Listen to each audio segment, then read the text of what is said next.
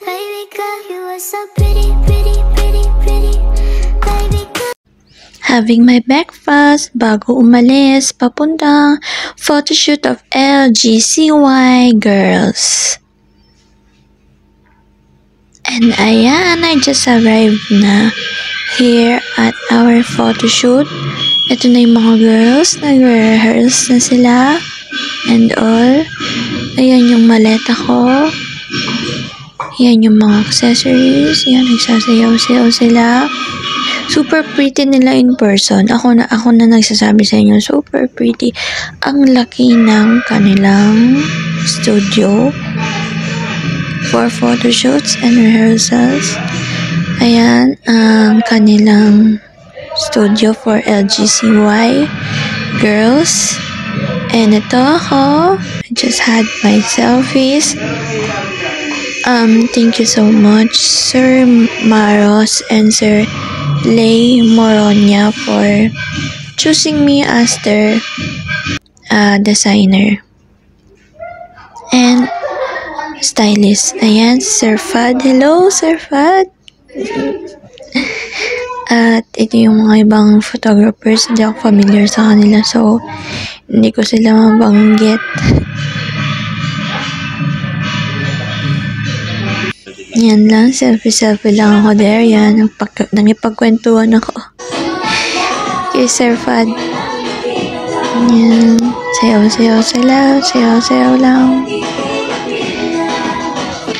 So, super overwhelming ako kasi gusto ko talagang maging stylist ng isang Philippine pop girl group. So, ayun, tupad naman ang aking dream. Dreams do come true talaga. Kahit nakakaiwalay ko lang sa aking asawa, hindi ako masyadong nalungkot kasi nga naging busy ako, super busy sa aking career. And wala akong pinagsisisihan sa nangyari. So, that's all. And, ayun sila. Nagsasayaw-sayaw. And Sir Lay. Kwentuhan kami. Yan yung mga girls. Nagpalit na sila ng damit. Suot na nila yung mga designs ko and styles ko.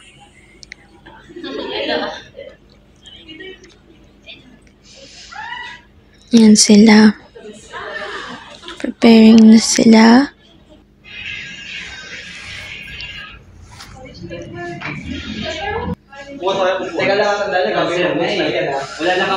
Ayan sila, super cute, no? Thank you sa mga girls na gustuhan nila yung mga damit. Halos ayaw na daw nilang hubarin. Thank you so much, girls. Na-appreciate nyo yung hard work and talents ko. Thank you so much, LGCY team, for everything. Sir Lay, Sir Maros, Sir Fad, Ma'am Ange, thank you so much for everything. And sa mga girls, thank you so much. Super thank you. Hindi ko po alam kung paano po ako magpapasalamat, pero super thank you po na natupad yung dream ko, maging stylist ako ng isang girl group. Thank you.